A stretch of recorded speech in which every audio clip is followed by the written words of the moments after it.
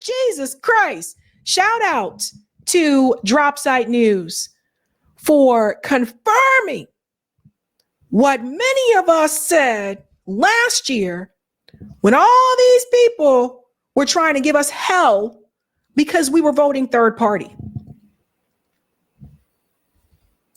Reports. Biden officials admit they never pressured Israel for a ceasefire. Again, Biden officials admit they never pressured Israel for a ceasefire, as Israeli leaders boast of playing Washington. Joe Biden, Kamala Harris, AOC played so many people who wanted to believe that it was true, who refuse to see the signs right in front of their face. When I said last year, if you are giving them said money, if you keep giving them the weapons, when I said this, that meant that you're not pressuring them for a ceasefire. That's like me pressuring you to lose weight and I'm stuffing your mouth with pizza. And this confirmation hits the nail on the head. And I'm glad Dropsite News did it because, again, like Ryan supports the Democratic Party, but he's been very critical about them on this issue. So it came from them. We're going to play the video too. A sweeping Israeli Channel 13 investigation has exposed the Biden administration complicity in Israel's 19th month war on Gaza. 9 top Biden officials acknowledge avoiding real pressure on Israel, even as the death toll surpassed 30,000.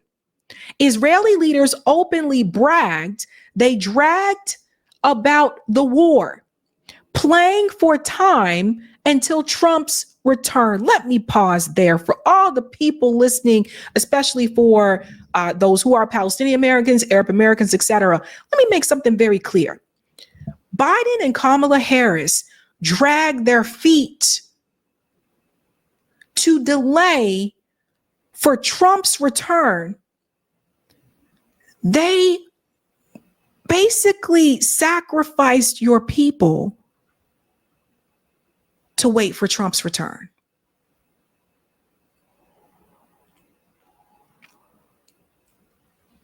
Now, some of the Kamala stands, they're not going to like me saying this, but I told you in 2024, that woman and Mr. Biden were not pressuring them for a ceasefire. How the hell you pressure them and you're still giving them weapons?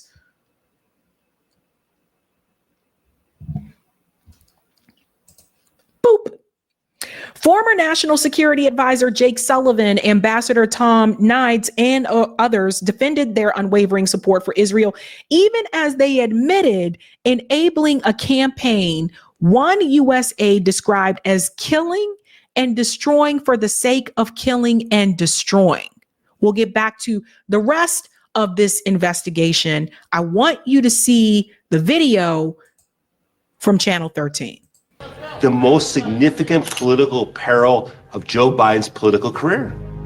The easiest thing for Joe Biden would have been to do, if he was worried about the votes in Michigan, is to basically, get a little soft. He refused to do it. And by the way, there was an enormous pressure on him inside the White House to change his position. So when I hear comments about he wasn't good enough or he didn't have Israel's back, am I disgusted about it? 100%. Is it true? 100% no. Can you imagine if if Amos was meeting with Hamas, negotiating with Hamas? Do you understand the level of anger that would come out of this? אני חושב שחסד עשה הקדוש ברוך הוא במדינת ישראל שביידן היה הנשיא בתקופה הזאת, כי זה היה יכול להיות הרבה יותר גרוע. אנחנו נלחמנו למעלה משנה, ומעולם הממשל לא בא ואמר הפסקת אש עכשיו. Pause. Let's go back. I'll read it out just in case some of you may be driving or whatever. I want you to listen to what he said. אנחנו נלחמנו We fought for over a year, למעלה משנה, and no government ever ומעולם הממשל לא בא ואמר הפסקת אש. came and said, stop fighting now. Never, never, no government ever. Joe Biden lied to you. Kamala Harris lied to you. AOC lied to you. They're working tirelessly for a ceasefire. I told people that was a lie back then, but because people go into their camps and their teams, they wanted me to sit here and make excuses for what AOC was saying when I knew that woman was lying to you and she knew she was lying to you. They never, ever, ever pressured Israel for a ceasefire.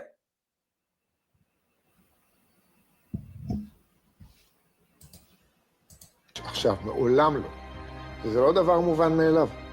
And that is not something to take for granted, he said. Having the Prime Minister of Israel question the support of the United States after all that we did, do I think that that is a right and proper thing for a friend to do? I do not. And I will always stand firm behind the idea that Israel has a right to defend itself and the United States has a responsibility to help Israel. And I'll do that no matter who the prime minister is, no matter what they say about me or the US or the president that I work for. See that? קהל ישראלי התקשה להבין את עוצמת הדרמה שתמונה בכך שבכיר, דיפלומט כמו ג'ייק סליבן, They're going to the drama of Jake Sullivan here. מדבר בצורה הזאת. אולי זו הטרגדיה של ממשל ביידן במלחמה. This is the tragedy of the Biden administration in this war. הם היו יותר מדי מחויבים לישראל, יותר מדי They are too committed. ציונים כל כך מחוברים לפה, Too many Zionists were attached to the mouth שלא הייתה להם את היכולת ללחוץ באמת את that they did not have the ability to really pressure Benjamin Netanyahu. Does everybody hear what he just said? Too many Zionists were attached to the mouth. They did not have the ability to pressure Benjamin Netanyahu. How is that any different from what you see with Trump's administration when it comes to Israel? Yeah, Trump's a little bit more vocal about it. But Biden was also complicit and willing to go along with whatever Israel wanted here for the most part. But he lied and made you believe that he was pushing back against Benjamin Netanyahu. He wasn't. If Biden had spoken the way that Trump has been speaking about Israel, and Biden was more, had no filter in the way that like Donald Trump does it, right? I think more people wouldn't have fallen for this. This is why I say the Democrats are not a truly opposition party. They just do it in a nicer, kinder way to make you think that they're doing something different. נתניהו. לכפות עליו עסקת חטופים, הסכם עם סעודיה, הפסקת אש, הרבה יותר מוקדם. Force him to sign a hostage deal, a Saudi agreement earlier. Netanyahu saw this. נתניהו ראה את זה, הבין כמה הם פגיעים בשנת saw how vulnerable they were in an election year, וקנה זמן, עד שטראמפ. and bought time until Trump came into power. What did I tell you guys? They literally let Israel slaughter civilians for over a year. For over a year. Now, that was on Biden and Kamala, right? Now let's go back to this investigation that they uncovered here, because I do want to show this to people. Killing and destroying for the sake of killing and destroying. Ilan Goldberg, a senior national security aide, described the war's aimlessness. If they're never going to do this, it doesn't matter what the outcome is. Hamas is still going to control Gaza. You're just killing and destroying for the sake of killing and destroying, but you're not building an alternative.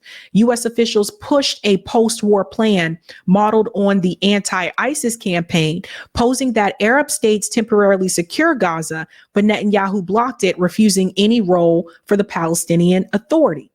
far-right Israeli ministers, Ben-Gvir and Smotrich, openly pushed for reoccupying Gaza and rebuilding settlements. Netanyahu refused to advance alternatives, keeping the door open to their demands. We fought for over a year and the administration never said ceasefire now. And then this is the statement that you just saw from this gentleman here. Now, we are bringing this up because Ilhan Omar even retweeted this. She said, we all knew they weren't working tirelessly on a ceasefire, and it was all a lie. Okay. But see, here's the problem with what Ilhan said, right? Elias, that makes your complicity in the genocide and their campaign running on all of it more shameful. You posed for campaign photos with the leaders committing a genocide against Muslim people and encourage people to vote for them. You can never be redeemed. So let's go back to what Ilhan Omar is saying here. Everybody think about this for a second. Because she did call it out at the time. She called it out after AOC made that statement. We'll get to that in a second. But the point that Elias makes here is that, yes, you said that then, and you're saying it again now. You knew that, but you told people to support them anyway.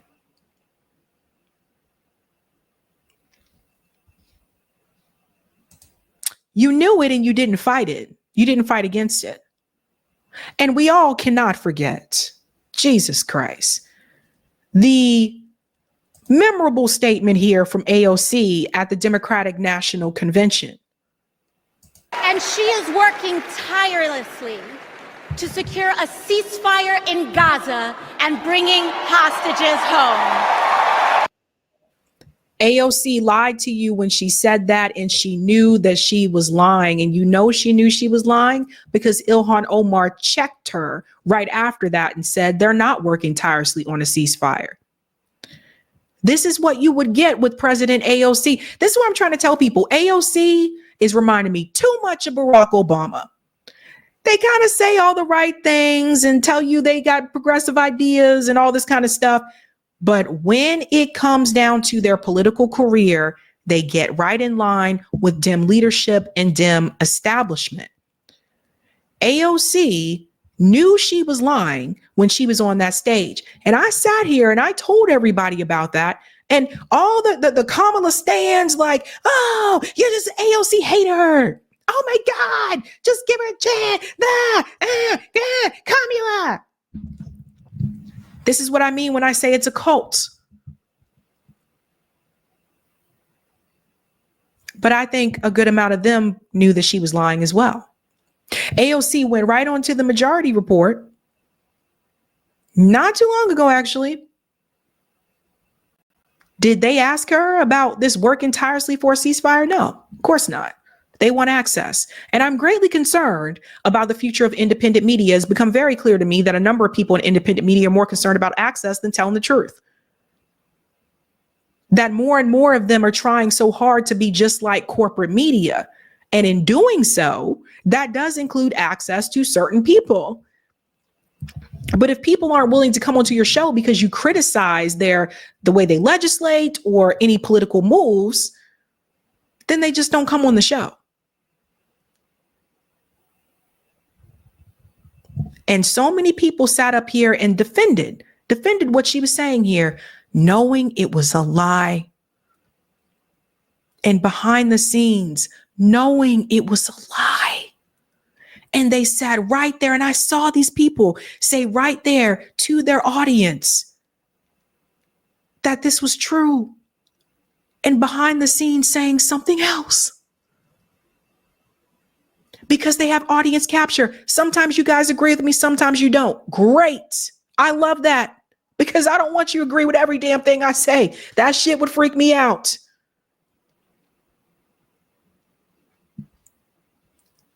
Sat right up there and lied.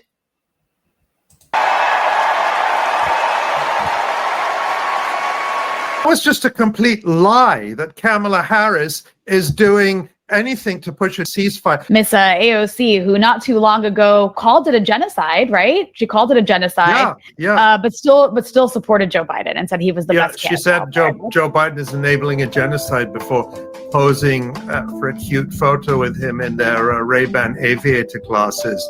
You know, like a complete fool with other members of the squad going out on a limb to say, you know, we ride or die for Joe Biden. Someone said, oh, you can't call it the Democratic Party genocide. Yes, I can, because the Democratic Party is in the White House and the Democratic president is the one person who could stop this genocide right now with one phone call to the Pentagon and say, stop the round-the-clock airlift of baby Buster bombs. But it's important. Let's take her word for that, because people keep telling us, oh, Kamala Harris, she's just the vice president. She can't do anything. Well, this tells us she's directly involved here. And what AOC is doing here, it's so disgusting, because she was marketed originally as she's going to bring the ruckus and she's going to hold the feet to the fire. And what she is just an abject sheepdog for the Democratic war machine. Just like the young, hip, person of color, diversity flavoring on the brutal face of genocide. This is what people, you know, Ali here and Rania, they really brought this home, because the thing is this: that woman walked right up on that stage knowing damn well that they were not working tirelessly on a ceasefire. And she sold that lie very well, even convinced many people. And that's why I say she reminds me too much of Barack Obama. Barack Obama was a great speaker. He had a way of moving the crowd, and he was able to convince a lot of people, including me. And then Barack Obama won, and we saw how he really was. But what you see right now with AOC, again, this is not new. It wouldn't be new if she were to win, because she's showing you ahead of time. With Obama, it was a little bit different. With her, she's already showing you. She's showing you in ways like this, right? Thank you, Todd, for this. The Black Agenda Report. AOC votes to back Israel's lobby bogus anti-Semitism definition. I called this out when it happened. She walks that fine line to where I'm going to walk this line so I can still be cool with Dem leadership, but also still try to have some progressive street cred. And the reality is you can't do both. My grandma used to say you can't serve two masters. You really can't. You can't do both. One of them is going to have to give. And I think I know which one is going to be the give. Because AOC running as a president is going to have to lean in more to the establishment side of the Democratic Party. Let me break it down for you for a second, okay? The gentleman that won the committee seat that she was running for or whatever, remember how they all got together and colluded and said, no, don't let her get that position? Nancy Pelosi did that to her behind her back after AOC has been kissing her ass for all these years. She actually had the right idea in the beginning when she was protesting outside Nancy Pelosi's office, but decided, let me go ahead and fit in with the team because I've already been spoken to. And they made it very clear, you are not going to change anything here. You are not going to rock any boats or you're out. Now that gentleman is resigning.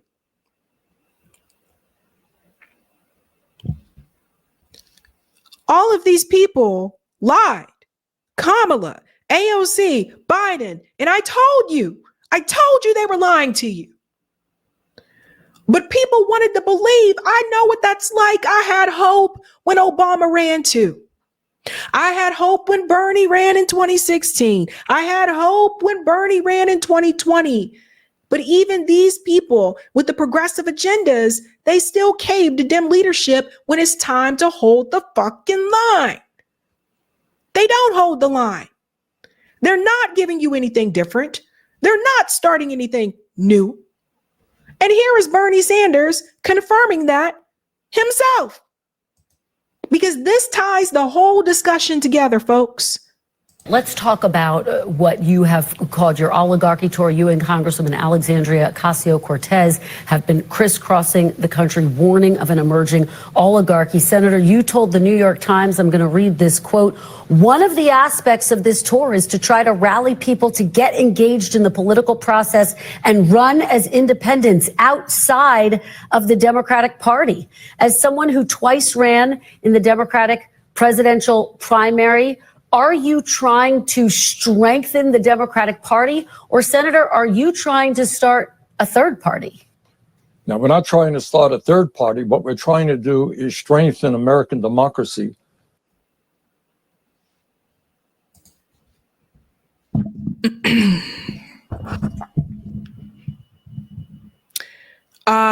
They are trying to keep the left and the progressive people inside the Democratic Party. He calls it strengthening democracy, but he answered it for you folks. For the people who were still wondering, oh, maybe they're going to start something. There is no starting nothing new. The goal with fight against the oligarchy is to apparently make you still support the same said party that is a part of the oligarchy.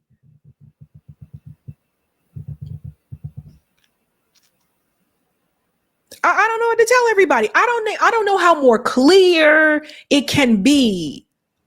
So if AOC were to run in 2028, she's got a challenge, the same challenge that Bernie runs. He may be mentoring her for that, for her to run on like a populist like work platform, etc. You guys know how this goes, or progressive platform. But when the DNC doesn't give her the nomination, because it's really up to the DNC, they are a corporation. When they don't give her the nomination, Bernie Sanders and AOC are going to tell you to support the Democrat nominee who does take corporate money. So you can't, there is no fighting against the oligarchy inside the oligarchy.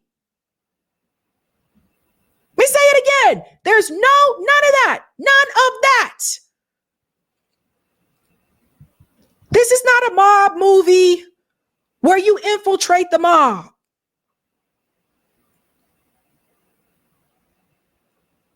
And I'm telling you this to connect it to the information that was just confirmed by Dropsite News, because, ladies and gentlemen, they're all in on it. Bernie and AOC, they knew they weren't working tirelessly for a ceasefire, but they sold it to you anyway. What does that tell you about them? It's a game. It's a game. And apparently AOC and Bernie, they learned how to play that game. AOC learned how to walk that tightrope a little bit where she can still have some of the progressive cred, but also still respect the leadership of the Democratic Party and the rules that are in place. You see, they say that Cori Bush and Jamal Bowman went a little bit too far, so they got them out of there. They did the same thing to Dennis Kucinich years ago. They did so by redrawing his district. The DNC is a corporation, and that's what's happening here. The party itself is not going to move in the direction of an AOC or Bernie Sanders. You may want it to, but they've stated it very publicly. The donors won't let it happen. Now, if the Democratic Party didn't have corporate money, I say, hell yeah, go for it. Fight from within the party. But they controlled.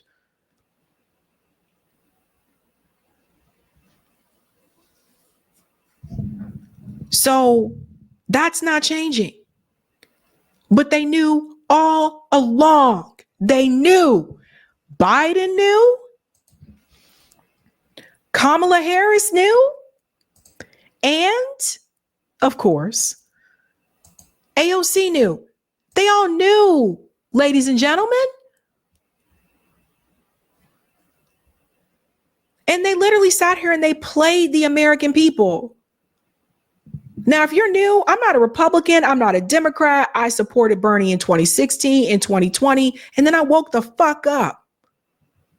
No, I'm not donating my money to these people. I wouldn't advise you to donate your money to them either. Donate your money to mutual aid. Donate your money to organizing. Donate your money to that kind of stuff. This is a scam. Everybody can't see the scam right now. I don't know what to tell you. These people sat there and lied to your fucking face, and people lost their lives. While they knew Kamala Harris and Joe Biden were just sitting there while more people were being killed. This is the same woman who sat there and said Jill Stein is predatory. No, boo. I think what's predatory is trying to convince people that you are anything other and you are different from the party that you're a part of when you've been bending the knee for years.